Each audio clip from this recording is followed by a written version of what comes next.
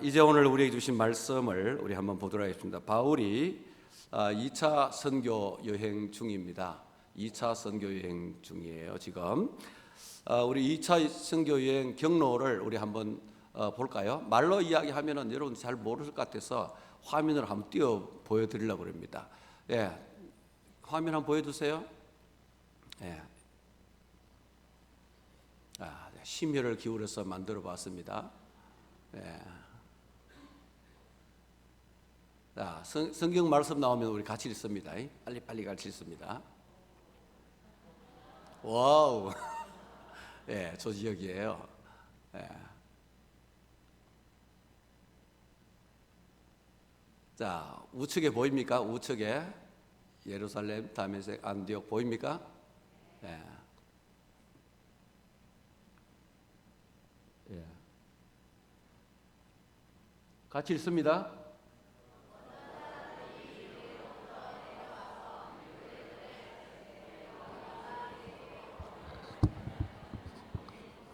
빨리 안 읽으면 지나가요. 그들이 교회의 전송을 받고 베니게와 사마리아로 다니며 이방인들이 주께 돌아온 일을 말하여 형제들을 다 크게 기쁘게 하더라. 예루살렘에 이르러 교회와 사도와 장로들에게 영접을 받고 하나님이 자기들과 함께 계셔서 행하신 모든 며칠 후에 바울이 바나바더러 말하되 우리가 주의 말씀을 전한 각 성으로 다시 가서 형제들이 어떠한가 방문하자 하고 바나바는 마가라 하는 요한도 데리고 가고자 하나 바울은 밤빌리아에서 자기들을 떠나 함께 일하러 가지 아니한 자를 데리고 가는 것이 옳지 않다 하여 서로 심히 다투어 피차 갈랐으니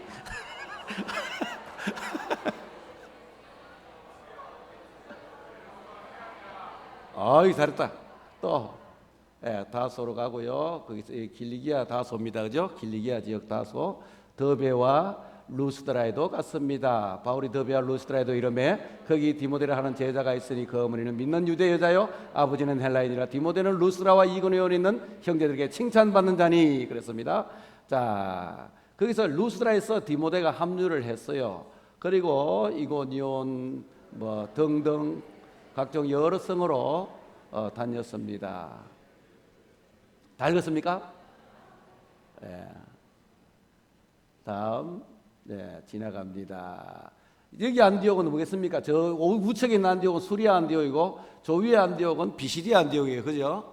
비시디아 지역에 있는 안디옥입니다. 여기서 아시아 지역으로 들어가서 복음을 전하려고 했는데 여러분 기억나십니까? 아시아 지역으로 들어가서 복음 전하려고 읽어보세요. 성령이 아시아에서 말씀을 전하지 못하게 하시거늘 그들이 버루기아와 갈라디아 땅으로 다녀가. 자, 버루기아와 갈라디아 땅이 저 위에 있어요. 저쪽으로 올라갔어요. 아시아 지역으로 못 들어가고 올라갔어요. 자, 어디 앞에서? 무시아 앞에서 비두니아로 가려고 했던 거죠. 무시아 앞에 이르러 비두니아로 가고자 했으되 예수의 영이 허락하지 아니하시는지라. 허락하지 않아서 어떻게 됐다고요? 무시아를 가로질러서 어디 갔겠습니까? 무시아를 가로질러서 드로아로 내려갔습니다. 드로아로. 자, 읽어봅니다. 무시아를 지나 드로아로 내려갔는데 밤에 환상이 바울에게 보이니 마게도냐 사람 하나가 서서 그에게 청하이로되 마게도냐로 건너와서 우리를 도우라 하거늘. 자, 이 드로아에서 건너 보이는 저 지역이 마게도냐예요. 마게도냐에서 한 사람이 마게도냐로 건너와서 우리를 도우라 이렇게 이제 환상을 보았단 말이에요. 그래서 곧바로 이제 출발했습니다. 사모드라게로 갔습니다. 우리가 드로아에서 배로 떠나 사모드라게로 직행하여 이튿날 어디로? 네아폴리가 어디 있겠습니까? 이튿날 네아폴리로 갔다 그러는데 네아폴리가 어딘지 한번 봅시다. 네아폴리 이렇게 가면은 여기가 네아폴리예요. 네아폴리. 자, 네아폴리에서 어디로 갔다고요? 필리포에 올라갔습니다. 읽어봅니다. 여기서 스톱해 주세요. 거기서 빌립보에 이르니 이는 마게도냐 지방의 첫 성이요 또 로마의 식민지라 이 성에서 수일을 요하다가 유럽 성계 첫 열매 루디아를 거기에서 만나게 된 겁니다. 여러분 지도 아시겠습니까? 지도. 네, 지도 보시면서 지금 여기까지 빌립보까지 이제 오게 되었습니다. 자, 이제 없어져도 됩니다. 드로아에서 마게도냐인의 환상을 본 후에 그들은 유럽 땅 마게도냐로 건너갈 방법을 힘써 찾았고 마침내 그 땅을 밟게 되었습니다. 마게도냐 지방으로 건너가서 처음으로 선교 사역을 한 곳 어디라고요? 어디라고요? 빌립보. 답이 나와야지. 마게도냐 지역에 건너가서 유럽 땅에 첫 번째 선교 사역 한 곳이 어디라고요? 빌립보. 거기에서 하나님께서 예비해 놓으신 한 사람을 만났습니다. 그가 누구죠? 루디아라는 여성 사업가였습니다. 그 루디아를 중심으로 빌립보 교회가 세워졌다는 것을 지난번에 그까지 말씀을 드렸어요. 오늘 우리가 읽은 말씀도 역시 빌립보에서 있었던 일입니다. 바울과 그 일행이 루디아가 아닌 또 다른 한 여인을 만남으로 이제 일어난 사건에 대해서 오늘 성경은 이야기하고 있습니다. 바울이 루디아를 만난 것도 기도할 곳을 찾아서 강변에 나갔을 때였습니다. 오늘 본문에서 만난 한 여인도 기도할 곳으로 가다가 만난 사람입니다. 그 사람은 바로 귀신 들린 여종이었습니다. 뭐 하는 사람이라고요? 점치는 귀신이 들린 여종. 점치는 귀신이라고 번역된 말은 퍼뉴마 피도나라는 말인데요. 퍼뉴마는 영, 그죠? 혼, 뭐 이런 뜻을 담고 있는 거죠. 퍼뉴마 피도마인데, 피도는 바로 원래 그리스 신화에 나오는 인물이에요. 그런데 후대에 점쟁이를 지칭하는 말로 사용되었습니다. 이 점쟁이를 지칭하는 말로. 그러니까 점치는 귀신 들렸다는 말은 점쟁이 귀신이 붙었다, 이런 의미입니다. 점쟁이 귀신이 붙었다. 그 여종은 귀신이 들려가지고 아주 점을 잘 치는 사람이었던 것 같습니다. 말하자면 족집게 점쟁이였습니다. 족집게 점쟁이. 그래서 그 여종은 주인에게 아주 경제적으로 큰 도움을 주는 종이었습니다. 그렇겠죠? 족집게니까 얼마나 많은 사람들이 돈을 들고 찾아왔겠습니까? 그러니까 경제적으로 많은 도움을 주는 종이었습니다. 바울과 그 일행이 기도하는 곳으로 가고 있는데 그 여종이 따라오면서 소리를 막 질러요. 어떻게? 이 사람들은 지극히 높은 하나님의 종으로서 구원의 길을 너희에게 전하는 자라. 맞아요, 안 맞아요? 맞잖아요, 그죠? 신기하게도 처음 보는 사람인데 정확하게 알아맞혀버렸어요. 바울과 실라를 보면서 정확하게 알아맞혔어요. 그 여종이요, 지혜가 있어서 그런 것이 아닙니다. 뭐에 뒤집어 쓰여가지고? 귀신 들렸기 때문입니다. 말하자면 신기가 있어가지고 딱 보고 알아버렸단 말이에요. 딱 보고 알아버렸다. 여러분, 가짜 점쟁이가 아니고 귀신 들린 점쟁이들은 이렇게 귀신같이 알아맞힙니다. 귀신같이 알아맞혀요. 그러니까 사람들이 점쟁이에게 혹해가지고 빠져드는 거예요. 그런데 여러분 조심하셔야 될 것은요, 귀신 들린 점쟁이의 말을 들으면 곧 그것은 귀신의 말을 듣는 것과 같고, 그 말을 따르고 순종하면 귀신의 말을 순종하는 거예요. 귀신의 말을 따르는 거예요. 그런데 여러분, 귀신의 목적은 인생을 파멸시키는 자리로 이끄는 것입니다. 인생을 파멸의 자리로 이끄는 것이 귀신의 목적이란 말이에요. 그러니까 속지 말아야 하는 거예요. 요즘도 무당들 중에는요, 세습 무당이 있는가 하면 강신 무당이 있어요. 그런 말 들어봤어요? 세습 무당, 강신 무당 있어요.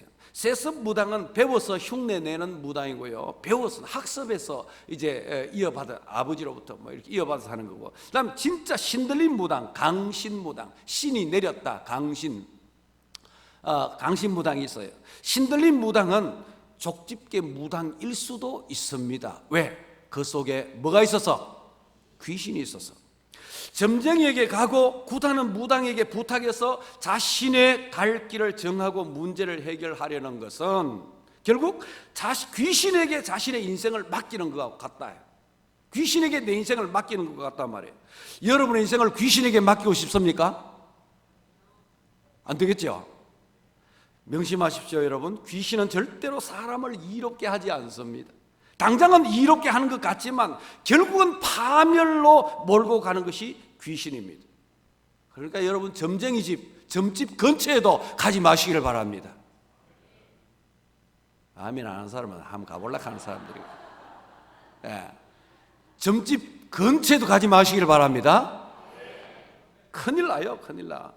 참고로요, 한 가지 더 이야기해드리면요, 귀신은 종종 죽은 자의 영혼인 것처럼 가장해서 나타납니다. 그래서 점쟁이가 혹은 무당이 뭐라 그래요? 할아버지 막 목소리 막 내고 할머니 목소리 내고 막 그런 이야기 하잖아요, 그죠? 죽은 뭐 그 처녀의 목소리 내고 그러잖아요. 그런데 그것은 속임수입니다. 귀신의 속임수예요.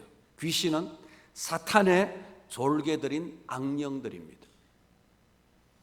빌립보에서 만난 그 귀신 들린 여종이 그 이튿날에도 또 다음 날에도 날마다 따라다니면서 이 사람들은 지극히 높은 하나님의 종으로서 구원의 길을 너에게 전하는 자라 하고 막 따라다닌단 말이에요.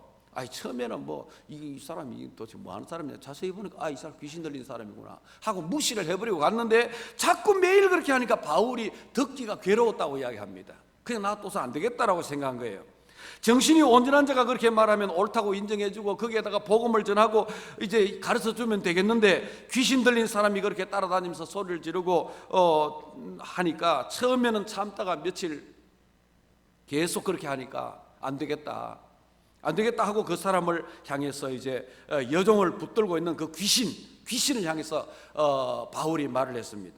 예수 그리스도의 이름으로 명하노니, 예수 그리스도의 이름으로 명하노니 그에게서 나오라 그랬단 말이에요. 그랬더니 어떻게 됐다고요? 귀신이 즉시 나오니라. 할렐루야. 귀신이 즉시 나오니라. 그 여종은 정신이 온전해졌습니다. 귀신에게서 해방받은 거예요. 사랑하는 여러분, 우리는 우리의 능력으로 사탄을 이길 수가 있다 없다? 이거는 이 목사님 버전으로 해야 되는데 깜빡 잊어버렸네. 우리는 우리의 능력으로 사탄을 이길 수가 없겠어요? 없겠어요?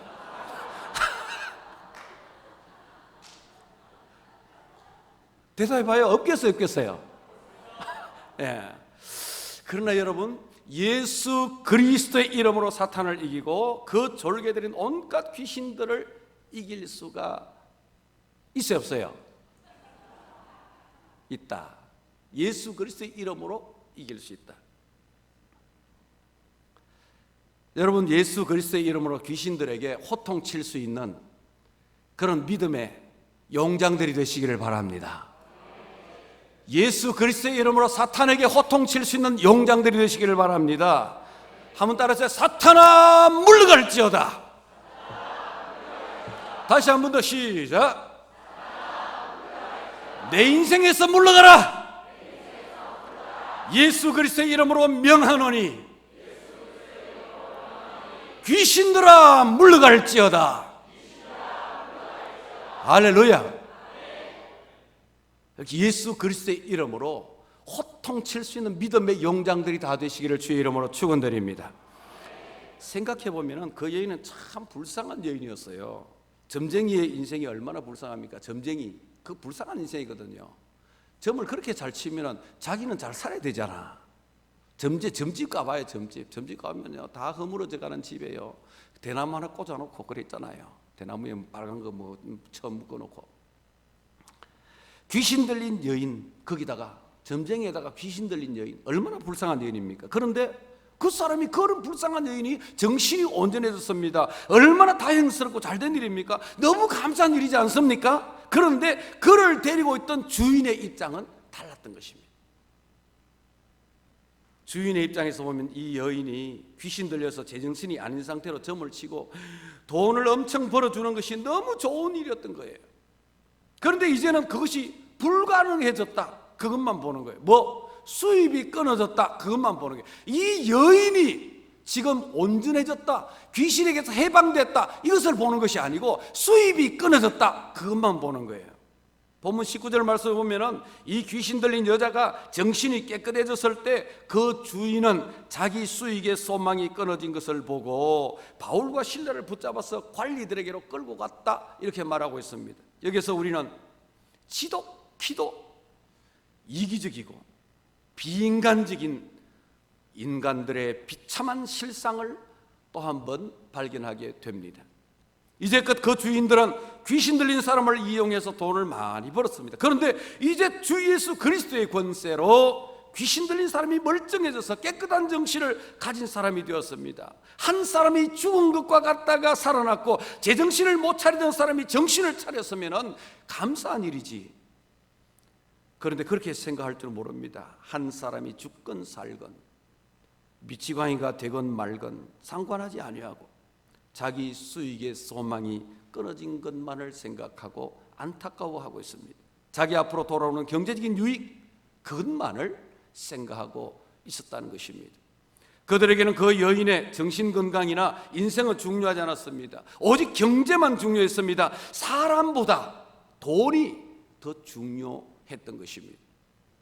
돈이 중요하죠, 여러분. 돈이 중요합니다. 그러나 왜 중요합니까? 그것이 왜 중요합니까? 사람이 사람답게 살기 위해서 필요한 것이기 때문에 중요한 거예요.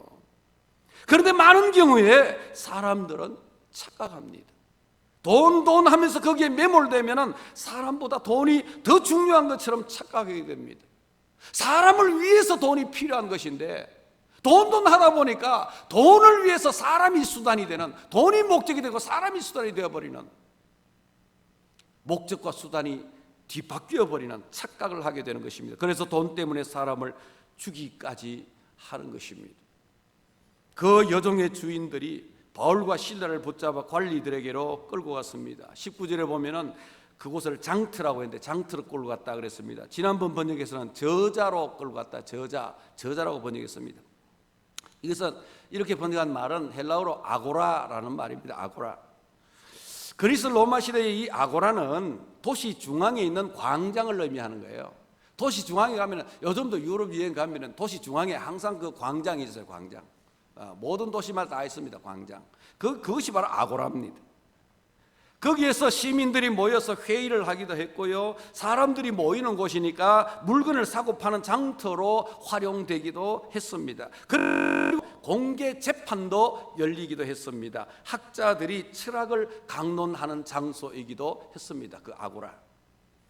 그래서 아고라를 장터 혹은 저자로 번역할 수도 있지만 이 문맥에서는 광장으로 번역하는 것이 아마 더 적절할지도 모르겠습니다. 광장. 그들이 바울과 실라를 그 광장으로 끌고 갔다는 것은 재판할 곳으로 끌고 갔다는 의미입니다. 이제 재판하려고 끌고 갔다 이런 말이에요. 그들은 바울과 실라를 관리들에게 끌고 갔다가 그 다음에 그 관리들의 우두머린 그 상관들 앞에 데리고 가서 고발을 했습니다. 어떻게 고발하느냐? 이 사람들이 유대인인데 우리 성을 심히 요란하게 하여 로마 사람인 우리가 받지도 못하고 행하지도 못할 풍속을 전하고 있다. 이렇게 고발을 했던 것입니다. 귀신 들린 여종의 정신이 온전해진 이야기는 속 빼버리고 이 유대인들이 우리 로마 사람들에게 아주 나쁜 풍속을 전한다 하는 이 요지로 고발을 했던 것입니다. 이 사람들은요, 진실에 관심이 없는 사람들, 단지 자기들이 목적하는 것을 이루기만 하면 되는 사람들이었습니다. 그들은 진리 때문이 아니라 자기들의 이익 때문에 바울과 실라를 핍박하는 것입니다. 개인의 사사로운 이익 때문에 그런 짓을 하면서 사회적인 문제 때문인 것처럼 부각시키고 있는 것입니다. 그때 광장에 모인 무리가 일제히 일어나서 그들과 함께 고발을 했다고 이야기합니다. 여러분, 아고라에 모인 무리가 바울과 실라에 대해서 또 그 사건에 대해서 정확히 알아서 일제히 일어나서 고발을 한 것이 아니에요. 그들은 사건의 내막도 모르면서 군중 심리에 의해서 움직이는 겁니다. 몇몇 말쟁이가 그럴듯하게 말하면 옆에 있던 사람이 동조하고 또 한 사람 동조하는 사람이 늘어나면서 걷잡을 수 없는 여론이 만들어지게 됩니다. 그것이 바로 광장의 군중 심리라는 것입니다. 이 군중심리라는 것은 사회 심리 현상의 하나로서 여러 사람들이 집단으로 모였을 때에 개별 주체의 일상적인 사고와 다른 것, 또 아니면 혹은 같더라도 그 범위를 뛰어넘는 행동을 하게 되는 심리 상태를 말하는 것이다, 이렇게 정의를 합니다. 그러니까 자기 혼자 있으면 안 할 짓도 군중들이 모여가지고 함께 하면 군중 심리라는 것에 도취가 돼가지고 그냥 막 해내게 된단 말이에요. 자기 혼자 있으면 못할 일도 해내게 된다, 이런 말이에요. 이 전체라는 것은 단순히 개개인 한 사람 개개의 부분 요소를 산술적으로 그냥 합쳐놓은 것이 아니다 말이에요. 그거하고 달라요. 여러분, 이런 예를 들어요. 화학에서 H라는 화학 기호는 뭡니까? 수소. O라는 화학 기호는 뭐예요? 산소. 수소는 가연성 물질입니다. 산소는 조연성 물질입니다. 불을 잘 탈 수 있도록 도와주는 물질이 산소입니다. 수소는 잘 타는 재료예요. 그러면 H와 O가 합쳐지면 H2O가 되면은 물이 됩니다. 불을 잘 태우는 게 아니고 불을 오히려 끄는 물질로 바뀌어 버리듯이, 그래서 단순히 개개인이 모였지만 개개인이 모인 산술적으로 그냥 숫자만 많아진 상태가 아니라 그래서 완전히 다른 모습으로 변해버릴 수 있는 것이 군중이라는 것입니다. 그래서 군중 심리라는 것이 얼마나 무서운지 모릅니다. 많은 사람들이 모인 군중이나 집단도 그와 같아서 군중 속에 있는 사람은 자기 이상의 행동을 하게 되는 거예요. 자기 이상의, 자기 혼자서는 할 수 없는 행동을 하게 되는 겁니다. 이러한 자기 이상의 행동은 사회적으로 굉장히 위험하고 억제할 수 없는 집단 난동이나 폭동이나 파괴를 일으키기도 하는 것입니다. 이게 군중 심리예요. 오늘날에도 정치인들이 자기들의 목적을 달성하기 위해서 이런 군중 심리를 이용합니다. 깨어있는 시민이라면, 오늘 저와 여러분이 깨어있는 시민이라면 군중 심리에 말려들지 말아야 하는 것입니다. 로마 총독 빌라도에게 재판을 받으시고 십자가 사형을 받으신 예수님도 바로 그런 경우입니다. 군중 심리에 희생이 되었던 것입니다. 몇몇 사람의 교활한 사주와 여론 조작으로 인해서 군중들은 영문도 모르고 예수님을 십자가에 못 박으라고 소리소리 질러댔던 것입니다. 그리스 시대의 아고라는 직접 민주주의가 이루어지는 광장이었습니다. 직접 민주주의, 여론이 형성되는 곳이었으며 거기서 재판이 이루어지고 정책이 결정되기도 했습니다. 여러분, 아고라는 로마 시대에도 그런 기능으로 사용되었습니다. 그런데 문제는 군중들입니다. 군중들, 광장에 모인 군중들은 사악한 사람들의 교묘한 여론 조작에 휘말린다는 것입니다.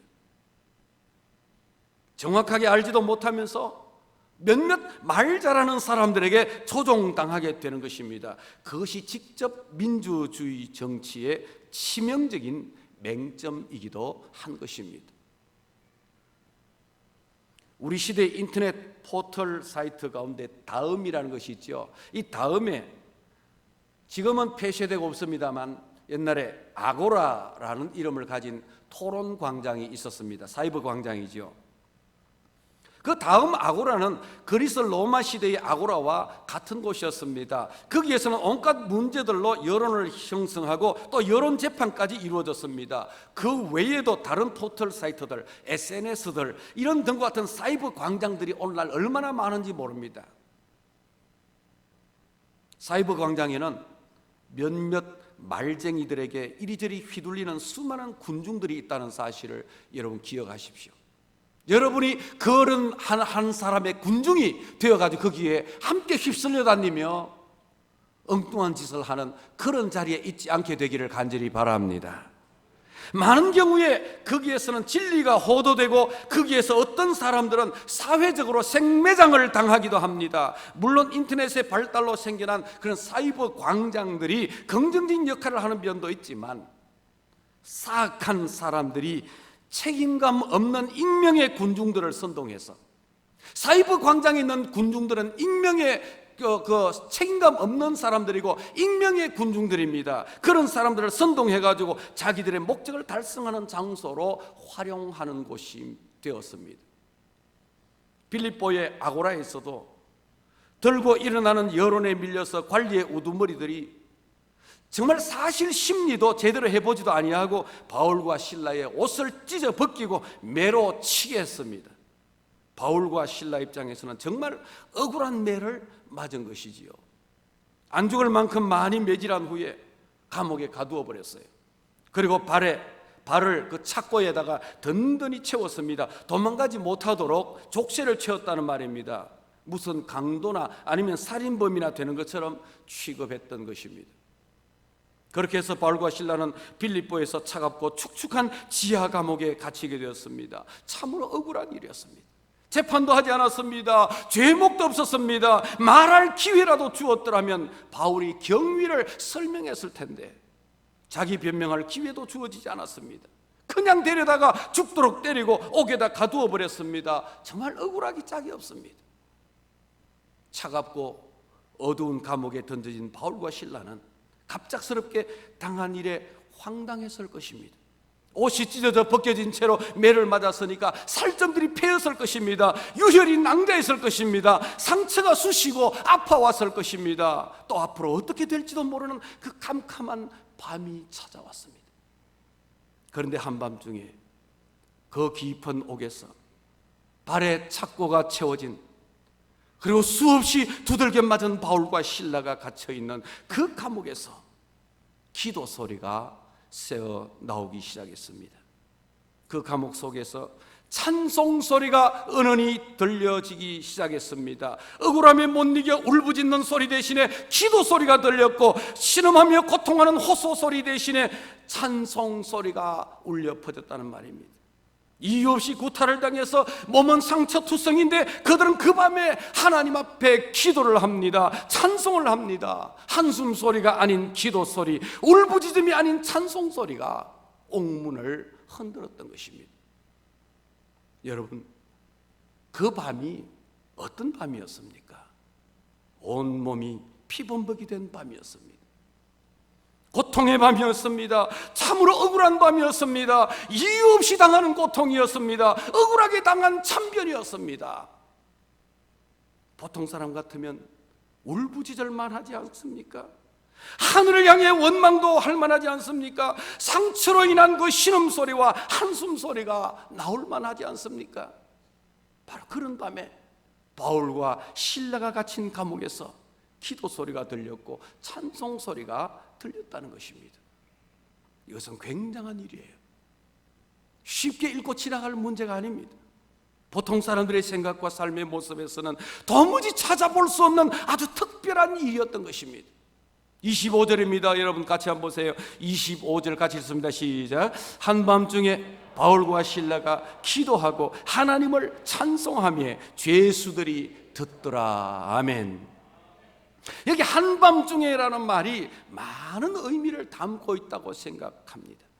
물론 시간적으로 감옥에 갇힌 그날 밤 늦은 시각이라는 그런 의미일 것입니다. 그러나 이 한밤중이라는 이 표현 속에서 우리는 정말 기가 막히는 인생의 한밤중을 떠올려 생각해 볼 수가 있습니다. 바울과 실라의 상황이 그렇습니다. 무슨 잘못도 없는데 부당하게 잡혀서 아고라에 끌려나가게 되었고, 만인들이 보는 앞에서 죄인으로 서게 되었습니다. 백성들은 이유도 없이 정죄하며 아우성을 쳤습니다. 옷이 찢어지고 발가벗겨지고 죽도록 매를 맞았습니다. 그리고 무슨 살인범이라도 되는 양 발에 착고가 채워지고 깊은 감옥에 던져졌습니다. 너무나도 억울하고 너무나도 많이 아픈 밤이었습니다. 그들이 기도하고 하나님을 찬송했던 그 한밤중은 최악의 순간이었습니다. 고통하며 신음하는 밤이었습니다. 낙심하고 절망에 빠질 만한 그런 밤이었습니다. 원망하고 불평을 쏟아낼 만한 그런 밤이었습니다. 그러나 바로 그날 밤에 바울과 실라는 기도하고 하나님을 찬송했던 것입니다. 모든 상황을 뛰어넘는 믿음의 기도였으며 믿음의 찬송이었습니다. 그 상황에서 기도하며 하나님을 찬송하는 것은 믿음으로만 가능한 것입니다. 여러분, 예수 그리스도의 십자가 구원 사건을 진정으로 아는 자들만이 할 수 있는 일이지 않겠습니까? 그리스도 예수님을 믿음으로 얻은 구원이 얼마나 귀하고 복된 것인지를 아는 자들만이 할 수 있는 일입니다. 하나님을 사랑하는 자, 곧 그의 뜻대로 부르심을 입은 자들에게는 모든 것이 합력하여 선을 이루게 된다는 것을 아는 자들만이 할 수 있는 일이지 않겠습니까?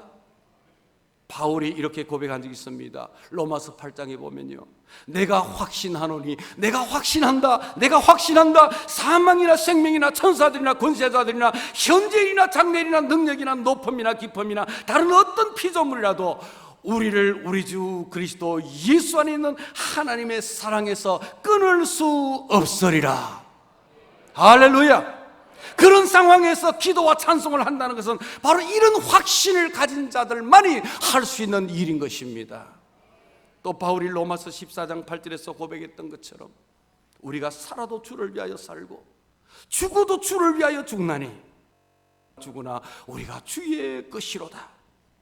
이 고백을 하는 믿음의 사람들이 할 수 있는 일이지 않겠습니까? 바울과 실라가 바로 그런 기가 막히는 일을 당한 날 한밤중에 기도하며 하나님을 찬양했더니 어떤 일이 벌어졌습니까? 어떤 일이 벌어졌습니까? 지진이 일어났습니다. 옥문이 열렸습니다. 자기들을 지키던 간수와 온 식구들이 복음을 듣고 구원을 받게 되었습니다. 그리고 당당하게 그 감옥에서 나오게 되었던 것입니다. 그 상황에서 드린 기도와 찬송 소리가 하나님의 기적을 부른 것입니다. 그 억울하고 고통스러운 상황에서도 원망하거나 불평하지 아니하고 또 낙심하거나 절망하지 아니하고 하나님을 믿음으로 기도하고 찬송하는 그 바울과 실라를 하나님은 그냥 내버려 두지 않으셨던 것입니다. 사랑하는 여러분, 우리의 인생 여정에도 이런 밤이 찾아올 수가 있습니다.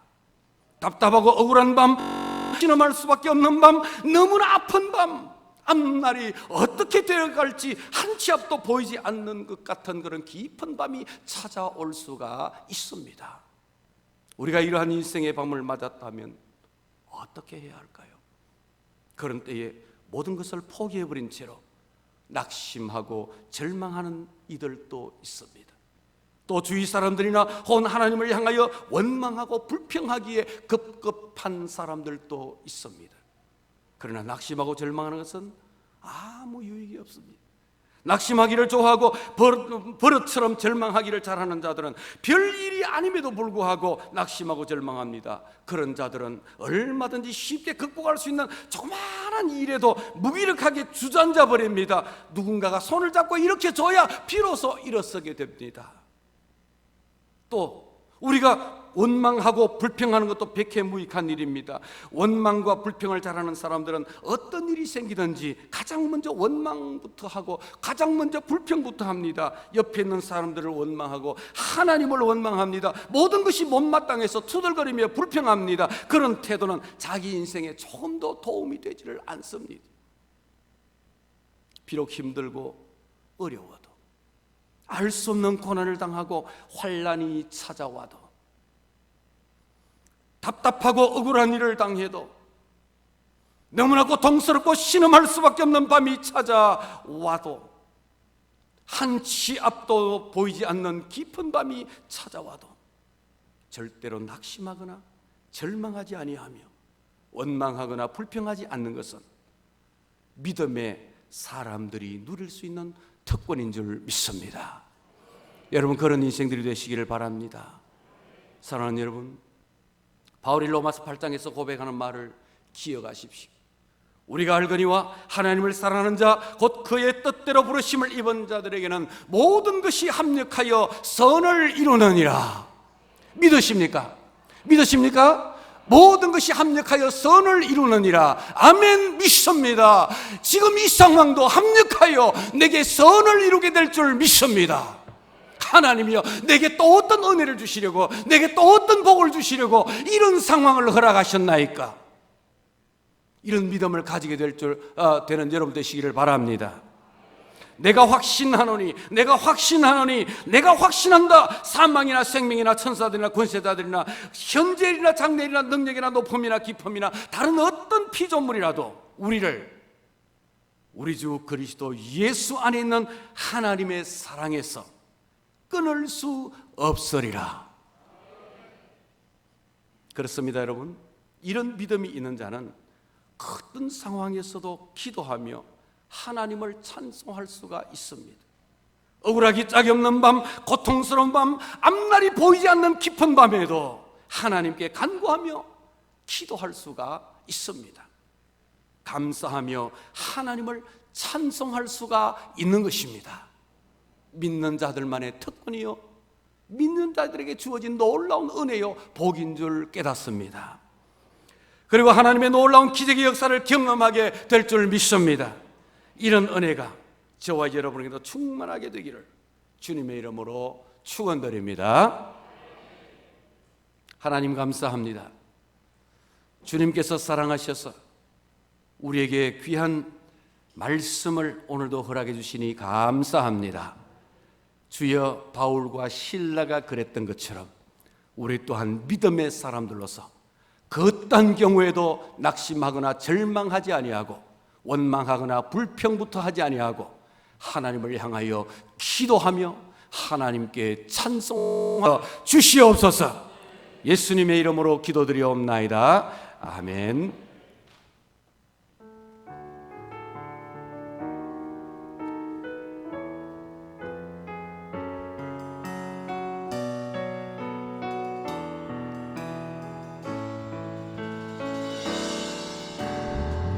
나의 영혼이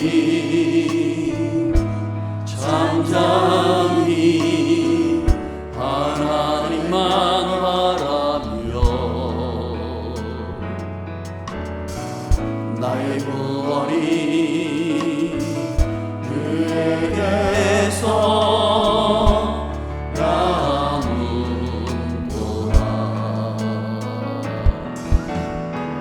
나의 영혼아 잠잠히 하나님만 바라라. 나의 소망이 저에게서 나는도다. 오직 주만이 나의 반석, 나의 구원이시니.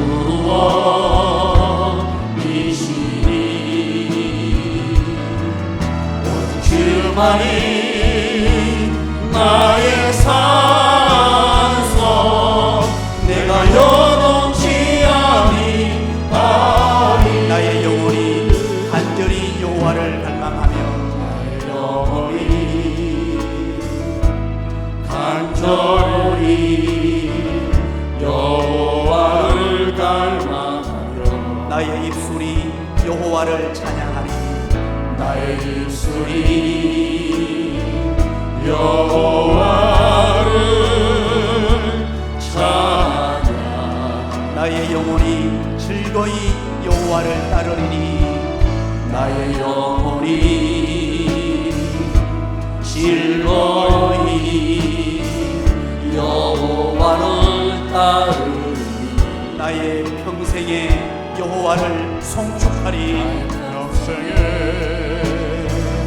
여호와를 송축하리. 오직 주만이 나의 반석, 나의 구원이시니. 오직 주만이 나의 산소, 내가 여동치 아니하리. 나의 구원, 나의 영광, 나의 구원, 나의 영광 하나님께 있으니. 내 힘의 반석과 피난처 되시네. 오직 주만이, 오직 주만이 나의 반석, 나의 구원이시니.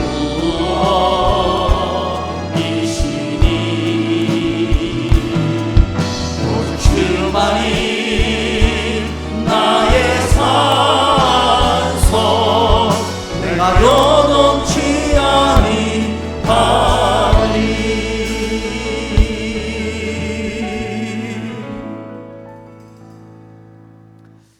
감사합니다. 우리 하나님 앞에 나올 때에 우리 장지철 권은심 집사님, 우리 청년부 필리핀 비전 트립 단기 순교를 위해 드립니다. 최도경 장로님 청년부를 위해서 드립니다. 우리 김경옥 집사님 청년부 비전 트립을 위해 기도합니다. 장성욱 집사님, 김순아 집사님 청년부 하계 수련회 작은 찬조 드립니다. 김소덕 집사님 청년부를 위해 드립니다. 김미란 집사님 청년부 비전 트립을 위하여 드립니다. 석수영 집사님 청년부 필리핀 단기 선교회 작은 보탬이 되길 원합니다. 김진태 성도님 선교원금 할 수 있게 해주셔서 감사합니다. 버니엘 전도회에서 우리 버니엘 전도회에서 돕는 우리 교회가 칠성교회입니다. 칠성교회 우리 박상호 목사님 사모님이 아마 유방암으로 그렇게 판정이 난 것 같은데요. 버니엘 전도회에서 칠성교회의 박상호 목사님께 나눔의 헌금을 드립니다. 우리 정정수 장세영 집사님 높고 위대하신 하나님께 감사와 찬송을 드립니다. 감사의 물 드렸습니다. 우리 원로 목사님 나오셔서 우리 헌금을 위해 기도하시고 축도하시겠습니다. 감사합니다. 사랑하는 주의 백성들, 이렇게 주신 물질 가지고 아름다운 곳에 사용하며 주님의 뜻을 이루는 일에 드릴 수 있는 믿음 주셨으니 감사합니다. 이 믿음 가지고 주 앞에 드린 모든 예물들 주님께서 이 시간 흠양하시고 드린 손길들 위해, 가정들 위해, 그리고 저들 직장 위에 삶의 모든 터전들 위해 주의 은혜로 함께 하시고 복을 더하여 주시옵소서. 이 물질이 사용되는 것에 주의 영광이 드러나게 하여 주시옵소서. 예수님의 이름으로 기도드리옵나이다. 아멘. 지금은 우리 주님 예수 그리스도의 은혜와 우리 아버지 하나님의 사랑하심과 성령님의 감동 감화 위로 충만 교통하심이 오늘도 주님 앞에 나와 예배하고 돌아가는 사람 모든 주의 백성들 머리 위에, 필리핀 단교 수행 선교 가는 우리 모든 청년들과 돕는 손길들 머리 위에 이제부터 영원까지 함께 있을지어다. 아멘.